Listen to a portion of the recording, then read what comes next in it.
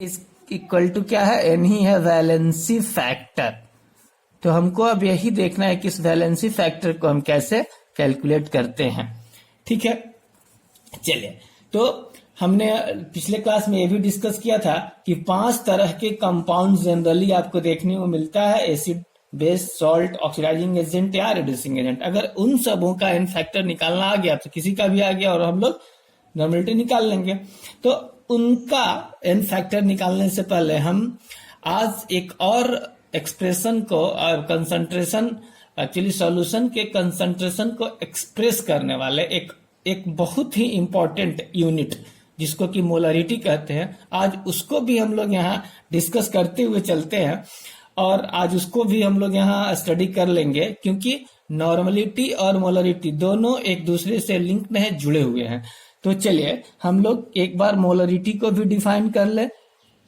और आप सबको पता है मोलरिटी किसको कहते हैं, तो मोलरिटी है आपने जानते ही है, डिफाइन भी ऐसे ही करते हैं कि number of moles of solute in 1 litre of solution. तो इस अगर फॉर्मूला के तरह फॉर्म में लिखें तो क्या लिखते हैं, molarity is equal to number of, ठीक है ना, मोलरिटी इज इक्वल टू क्या है, number of moles of solute divided by volume of solution in litre. Clear है, कोई डाउट नहीं इसमें। तो देखिए जरा ध्यान से देखिए, तो नॉर्मलिटी का फॉर्मूला क्या है, n into number of moles of solute divide by volume of solution in litre. क्या है, मोलरिटी को इंडिकेट कर रहा है। तो हम अगले स्टेप में अगर लिख दें कि normality is equal to n into molarity, तो किसी को कोई डाउट नहीं होना चाहिए। और हाँ, एकदम से याद रखिए इसको हमेशा, क्योंकि अगर मोलरिटी निकाल लिए तो नॉर्मलिटी निकल गया, नॉर्मलिटी निकाल लिए तो मोलरिटी निकल गया। क्या डिफरेंस है, सिर्फ एक n फैक्टर का। और हम लोग अभी देख ही लेंगे कि n फैक्टर को कैलकुलेट कैसे करेंगे। अच्छा, हो सकता है आपको थोड़ा कैलकुलेशन में प्रॉब्लम हो, मोल्स निकालने हो तो पता है ना नंबर ऑफ मोल्स कैसे निकालते हैं, नहीं पता तो कोई बात नहीं, चलिए उसको भी हम देख ही लेते हैं। Number of moles is equal to क्या होता है, मास ऑफ, जिसका निकालना है। तो मान लीजिए अभी हम लोग सॉल्यूट की ही बात कर रहे हैं, mass of solute in gram divided by mole, molecules है तो मॉलिक्यूलर मास, एटम है तो एटॉमिक मास। ठीक है, किसका, तो जिसका ऊपर मास रखे, मास ऑफ सॉल्यूट है तो मॉलिक्यूलर मास ऑफ सॉल्यूट लिख ही दीजिए। क्लियर है ना, इसमें कोई डाउट नहीं होना चाहिए। तो एकदम से वेरी बेसिक, इसमें तो कुछ करना ही नहीं है इसके लिए। तो चलिए अब हम लोगों ने जो 5 टाइप के कंपाउंड्स की बात करी थी, उन लोगों का एन फैक्टर निकालना देख लें। तो पहला हमने बात किया था क्या, एसिड। तो एसिड है, एसिड के एन फैक्टर के बारे में हमने बताया ही था आपको। N factor is equal to क्या है एसिड का, बेसिसिटी। पिछली क्लास में मैंने ठीक से बताया था, आप देख लीजिएगा इसको डिटेल्स में। ऐसे सिर्फ यहाँ हम लोग एक एक लाइन में लिख के चलते हैं। तो जैसे अब एसिड है HCl, HCl क्या है, मोनोबेसिक एसिड है, तो इसकी एसिडिटी 1 होती है, तो इसका एन फैक्टर क्या हो गया, 1। ठीक है, उसी तरह से अब H2SO4 अगर है तो क्या है, डाइबेसिक एसिड है, इसकी बेसिसिटी 2 है, तो इसका एन फैक्टर 2 हो गया। ठीक है, और अगर अब H3PO4 है, इसको क्या कहते हैं, ये भी देखिए फास्फोरस के जितने भी एसिड्स होते हैं वो बहुत ही, ऑक्सी एसिड्स फास्फोरस के, वो बहुत ही इंपॉर्टेंट है। इनका बहुत ही बार बार एग्जाम्स में पूछे भी जाते हैं। हम लोग आगे देखेंगे कि कैसे क्या होता है, लेकिन इसको कहते हैं फॉस्फोरिक एसिड और ये ट्राइबेसिक होता है। लेकिन अब इसमें आप कंफ्यूज नहीं हो जाएगा कि जितना H, जैसे इसमें एक H दिख रहा है, सिंगल H है तो N1 हो गया, H2 डबल H है तो 2 हो गया, 3H है तो 3 हो गया। अगर इस तरह से कंफ्यूज हो जाइएगा तो देखिए, एक मैं अभी आपको देता हूं, H3BO3 बोरिक एसिड कहते हैं इसको, लेकिन इसकी बेसिसिटी अब यहाँ 3 नहीं होती है, 1 होती है। इसीलिए मैंने बताया कि आप H देख करके कंफ्यूज नहीं होइएगा। और बेसिसिटी कैसे निकालते हैं, ये एसिड बेस वाले चैप्टर में हम लोग डिस्कस करेंगे। ठीक है, हाँ एक और चीज, अब H2SO4 है तो हमेशा आप आंख बंद करके, ऐसा नहीं है कि H2SO4 है तो हर जगह उसका 2 ही N होगा, N फैक्टर 2 ही होगा। वो डिपेंड करेगा कि रिएक्शन कैसा कर रिएक्शन किस तरह से कर रहा है। Actually an factor depends on reaction. जैसे देखिए H2SO4, अगर आप इसका रिएक्शन NaOH से करा देते हैं, ठीक है, और एक ही H रिप्लेस हो रहा है, जैसे कि इसके बाद अगर एक कंपाउंड बना रहा है, प्रोडक्ट दे रहा है NaHSO4 प्लस H2O। अब देखिए H2SO4 की बात करें तो देखिए H2SO4 में यहाँ एक H है, सॉरी 2H है और 1H यहाँ बच गया, तो कितना H रिप्लेस हुआ, यहाँ सिर्फ एक H रिप्लेस हुआ, तो इस केस में n फैक्टर इसका 1 होगा।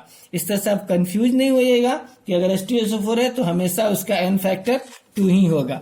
तो अब एसिड के बाद हम लोग दूसरा देखते हैं बेस। इसी तरह से सारे एसिड्स का हो जाएगा। अब दूसरा हम लोग के पास क्या था, हमने कहा था बेसेस।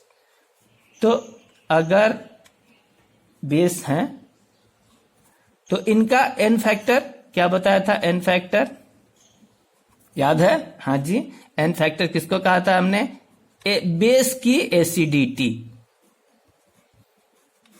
बेस की एसिडिटी इसका एन फैक्टर होता है, ठीक है। तो अब इसके भी कुछ एग्जांपल्स हम लोग देख लेते हैं कैसे निकालते हैं। देखिए अब अगर पहला NaOH हम ले लेते हैं तो NaOH जो है ये क्या है, मोनोबेसिक है, तो इसकी एसिडिटी कितना है 1, तो इसका एन फैक्टर हो गया 1। उसी तरह से अगर CaOH होल ट्वाइस ले लें तो इसका 2 और एन फैक्टर इसके लिए हो गया 2। इसके बाद अगर AlOH 3, तो अब इजीली है, इजी है, आपको समझ में आ ही रहा है कि कैसे हो रहा है। हाँ, इसमें भी थोड़ा ध्यान दीजिएगा, अभी हम दिखाएंगे। एक और हम ले लेते हैं NH3, तो इसका n फैक्टर 1 हो गया। चलिए एक अब इसमें भी है कि कोई AlOH3 है तो हमेशा 3 ही नहीं होगा, इसके लिए भी आपको क्या ध्यान देना पड़ेगा, जैसे एसिड के केस में हम लोगों ने डिस्कस किया था उसी तरह इस केस में भी होता है कि अगर इसको HCl से रिएक्शन करा देंगे तो ये जो प्रोडक्ट देगा AlOH Cl2 प्लस 2H2O बना लेगा, ठीक है। अब देखिए अब इस केस में एन फैक्टर कितना होगा, देखिए AlOH3 का तो 3 था लेकिन यहाँ पे सिर्फ 2OH रिप्लेस हुआ है, तो यहाँ n इक्वल टू 2 हो जाएगा। तो हमको इन सब बातों का ध्यान हमेशा रखना है कि कैसे रिएक्शन में कितना H या कितना OH रिप्लेस हो रहा है, वही उसका n फैक्टर होगा। तीसरा हमने क्या बात किया था, एसिड बेस के बाद सॉल्ट। तो सॉल्ट के n फैक्टर के बारे में हमने क्या कहा था कि n फैक्टर वही होगा जो n फैक्टर इक्वल टू कहा था कि चार्ज ऑन कटायन या एनायन या कटायन पे जो चार्ज होता है वो उसका n फैक्टर होता है। अब इसके लिए भी देख लीजिए एग्जांपल्स में, जैसे मान लीजिए कि NaCl है, तो NaCl में क्या है Na plus plus Cl minus, तो इसका अब n फैक्टर क्या हो जाएगा 1। उसी तरह से अब अगर हम लोग बात करें CaCO3 का, तो इसमें भी हो जाएगा Ca2 plus plus CO3 2 minus, तो n फैक्टर इसका क्या हो गया 2। हाँ, अब थोड़ा एक और देख लेते हैं Al2SO4 होल थ्राइस, तो इसका देखिएगा ध्यान देना है यहाँ और कुछ भी नहीं, प्लस 3 प्लस 2S3SO4 2 माइनस। अब देखिए यहाँ पे n फैक्टर कितना होगा, सोच के बताइए जरा, 3 इंटू 2 6 या 2 इंटू 3 6, किसी एक का ले लेना है, आइदर एनायन का और कटायन का। तो देखिए 2 इंटू 3 और 3 इंटू 2, तो हो गया यहाँ पे n फैक्टर 6, ठीक है, क्लियर है।